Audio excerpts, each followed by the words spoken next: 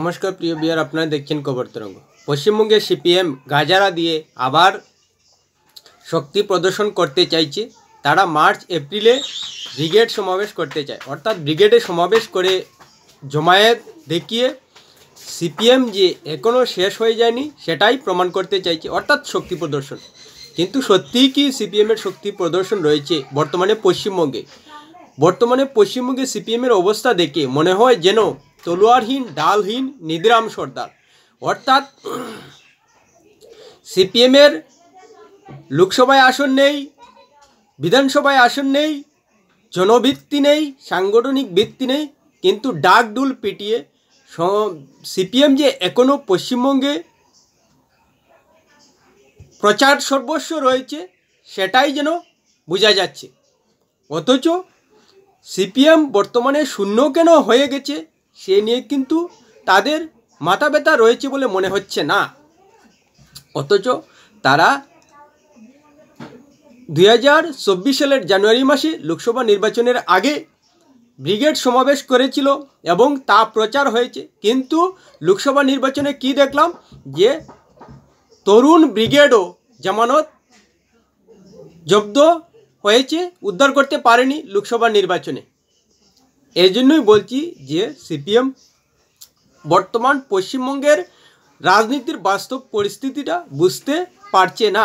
প্রিয় বিয়ার, ভিডিওটি ভালো লাগলে সাবস্ক্রাইব করবেন, এতে আপনার ক্ষতি হবে না কিন্তু আমাদের উপকার করে দেবেন। সিপিএমের বর্তমানে পশ্চিমবঙ্গে না জনভিত্তি রয়েছে না সাংগঠনিক ভিত্তি রয়েছে, সব কিছুই তলানিতে টেকেছে।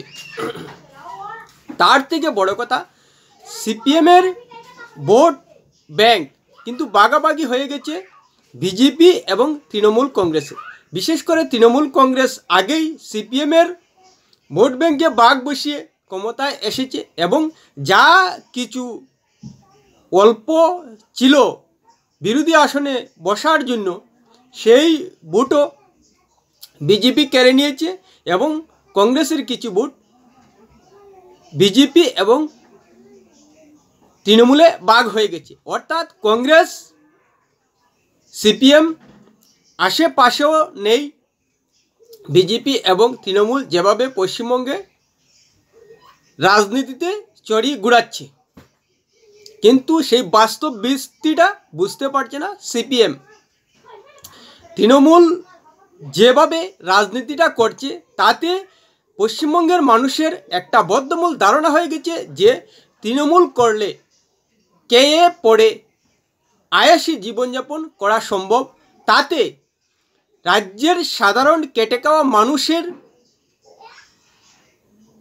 ক্ষেত্রে বঞ্চনা হলো কিনা, লাঞ্ছনা হলো কিনা এবং আর্থিক দুর্দশা হলো কিনা তা দেখার বিষয় নয়। তৃণমূল করে আয়াসী জীবনযাপন করা যায়, সেই বিশ্বাসটা তৃণমূল থেকে তৃণমূলের কর্মীরা পান, যার কারণেই সেই ভোট তৃণমূলের কাছে পাকাপুক্ত হয়ে গেছে বলা যায়, যেহেতু তারা খেয়ে পড়ে আয়াসী জীবনযাপন করতে পারে। এর থেকে সিপিএমে গেলে যে পাওয়া সম্ভব নয় সেটা ভালো করেই তারা জানেন। সেই সঙ্গে তৃণমূল সাম্প্রদায়িক দূষণের একটা রাজনীতি করে, এটাও কিন্তু পরোক্ষে এক ধরনের সাম্প্রদায়িক রাজনীতি। মমতা ব্যানার্জি পরিষ্কার ইমামবাতা সহ নানা ধরনের প্রকল্প দিয়ে যে সাম্প্রদায়িক দূষণ, সাম্প্রদায়িক খুশির মানসিকতা পরিবেশ তৈরি করেছেন পশ্চিমবঙ্গে, তাতে সরাসরি তৃণমূল দাবি করতে পারে যে তাদের বিজেপির উত্থান সত্ত্বেও সরানো সম্ভব নয়। কেননা তৃণমূল জানেন যে সাম্প্রদায়িক যে দূষণ, সাম্প্রদায়িক যে খুশির পরিবেশ তৈরি করে রেখেছে তৃণমূল কংগ্রেস, তাতে বিজেপি যতই নাচুরবান্দা হয়ে পশ্চিমবঙ্গে লাগাতার প্রচার করুক এবং তারকা ক্যাম্পেনার এনে একের পর এক নির্বাচনী প্রচার করুক, কিন্তু সেই ভোট কখনো বিজেপির দিকে যাবে না। এমনিতেই সাম্প্রদায়িক মানসিকতায় তারা তৃণমূলকে ভোটটা দেন, সেই সঙ্গে তৃণমূল থেকে তাদেরকে খুশি করার জন্য নানাভাবেই ব্যবস্থা করে রাখা হয়েছে। দুইয়ে মিলিয়ে তাদের ভোট যে কোনো অবস্থায় বিজেপিতে যাবে না সেটা সত্যি। সেই সঙ্গে বিজেপি সাম্প্রদায়িক রাজনীতি করে পশ্চিমবঙ্গে দাঁত ফুটিয়ে দিয়েছে বলা যায়, যার কারণেই 2019 সালের লোকসভা নির্বাচনে 18টি লোকসভা আসন জিততে পেরেছিল। তারপর 2021 সালের বিধানসভা নির্বাচনে সিপিএমকে দুয়ে মুছে সাফ করে দিয়েছে বিজেপি এবং তৃণমূল কংগ্রেস মিলেমিশে, আর শূন্যতে নেমে গেছে সিপিএম। আর বিজেপির ভোট পার্সেন্টেজ বেড়েই চলছে। কার ভোটে এসেছে? নিশ্চিতভাবে বলা যায় সিপিএম কংগ্রেসের ভোট বিজেপিতে গিয়েছে।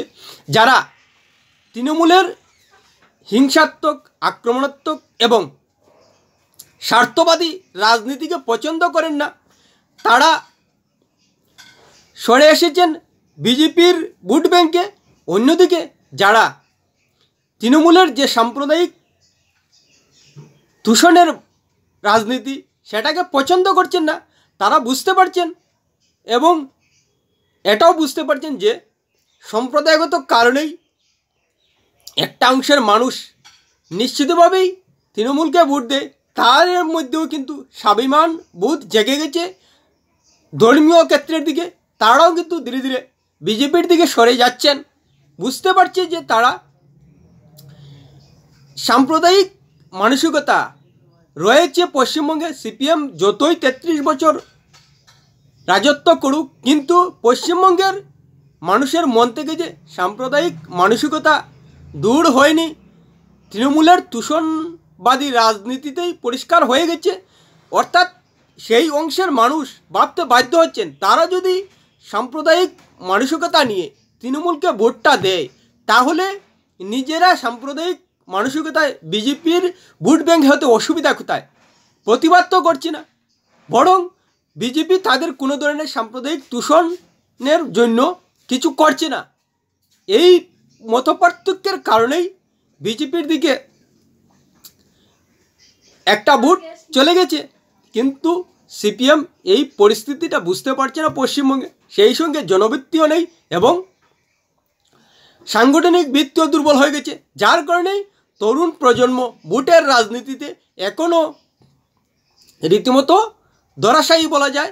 তারা কি করে ভোটে জিততে হয়, কি করে রাজনীতিতে জনপ্রতিনিধিত্ব করতে হয়, সেই স্বাদ কিন্তু এখনও পাচ্ছেন না সিপিএমের তরুণ ব্রিগেড। বিশেষ করে মীনাক্ষী মুখার্জি, সৃজন ভট্টাচার্য, প্রতিকুর, সায়ন ব্যানার্জি, এদের কথা উল্লেখ করা যায়। তারা একটা বড় সময় রাজনীতিতে পার করে এসেছেন, কিন্তু এখন পর্যন্ত জনপ্রতিনিধি হয়ে যে রাজনীতির অভিজ্ঞতা সেটা অর্জন করতে পারছেন না। আসলেই সিপিএমের এভাবে একেবারে শূন্যতে নামার কারণই হলো সিপিএমের নেতিবাচক রাজনীতি, যেটা সাংগঠনিক এবং শাসনে থাকার জন্য বোঝা যাচ্ছিল না। কিন্তু যেই শাসন থেকে সরে গেছে দল, এমনিতেই শূন্যতে নেমে গেছে সিপিএম। আসলে এই যে পুঁজিবাদী হটাও, অর্থনৈতিক দিক দিয়ে যে হারে কারখানা বন্ধ হয়েছে পশ্চিমবঙ্গে, তার একটা নেতিবাচক প্রভাব কিন্তু এখন ধীরে ধীরে মানুষ বুঝতে পারছেন।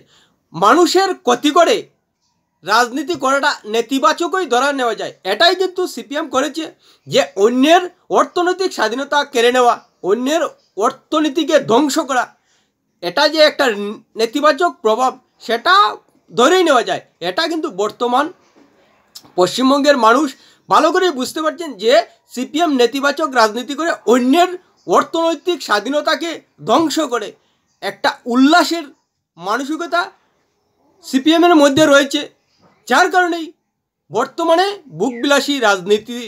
বুকবিলাসী পৃথিবীতে অন্যের অর্থনৈতিক স্বাধীনতাকে নষ্ট করে কোনো অবস্থায় রাজনীতি হতে পারে না। যার কারণেই অনেক আগেই বামপন্থী ধারার রাজনীতি বিশ্বে লোপ হয়ে গেছে, যাও পশ্চিমবঙ্গে ছিল সেটাও বিলুপ হয়ে গেছেই ধরা নেওয়া যায়। আর যে পশ্চিমবঙ্গে সিপিএম উঠে আসতে পারবে না, যে মতাদর্শ নিয়ে চলে সেই মতাদর্শে, সেটা নিশ্চিতভাবেই বলা যায়। এবং এক্ষেত্রে সিপিএম নিজেদের আদর্শগত দিক পরিবর্তন না করলে কোনো অবস্থায় পশ্চিমবঙ্গে আর দাঁত ফুটাতে পারবে বলে মনে হয় না। যদিও ভবিষ্যতে তৃণমূলের প্রতি বিরক্ত হয়ে মানুষ পরিবর্তন চায়, তা হলেও কিন্তু সিপিএম আর উঠবে বলে অন্ততপক্ষে মনে হচ্ছে না। হয়তো তৃণমূলের জায়গায় সাম্প্রদায়িক রাজনীতি করা বিজেপি সরকারে আসতে পারে, এবং শুভেন্দু অধিকারী যেভাবে রাজনীতিটা করছেন সেই জায়গায় দাঁড়িয়ে বিজেপি যদি গোষ্ঠীতে ভাগ না হয়ে একত্রে লড়াইটা দিতে পারে এবং সাংগঠনিক যে দুর্বলতা রয়েছে সেটাকে কাটিয়ে উঠতে পারে, তাহলে নিশ্চিতভাবেই বলা যায় 2026 সালের নির্বাচনে বিধানসভায় সিপিএম নয় বিজেপি টক্কর দেবে তৃণমূলকে। আর সিপিএম এভাবে ব্রিগেডে গণসমাবেশ এবং জনগর্জনই দেখবে, কিন্তু বুটের বাক্সে কোনো ফল দেখাতে পারবে না। কেননা রাজনীতিতে জনপ্রতিনিধি করে অভিজ্ঞ অর্জন করে রাজনীতিটাকে কিভাবে তুলে আনা যায় সেটা তো সিপিএমের তরুণ প্রজন্ম পাচ্ছেন না। তাহলে প্রবীণ ব্রিগেড তো রীতিমতো দুর্বল হয়ে যাচ্ছেন।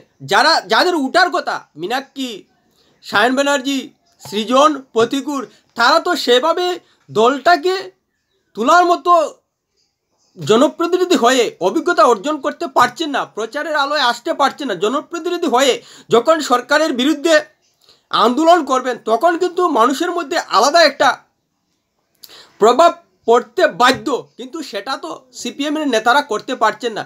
অর্থাৎ সব মিলিয়ে সিপিএম যে একেবারে নিধিরাম সর্দার হয়ে গেছে পশ্চিমবঙ্গে সেটা নিশ্চিতভাবেই বলা যায়। কিন্তু সিপিএম সাংগঠনিক ভিত্তি এবং জনভিত্তি যে তৈরি করতে পারছে না, বরং তৃণমূলের বিরুদ্ধে লড়াই না করে তৃণমূল বিরোধী বিজেপি এবং কংগ্রেসকে এক পংক্তিতে নিয়ে সিপিএম নিজেদের আরও দুর্বল করে দিচ্ছে। প্রিয় ভিডিওটি ভালো লাগলে লাইক শেয়ার কমেন্ট করবে।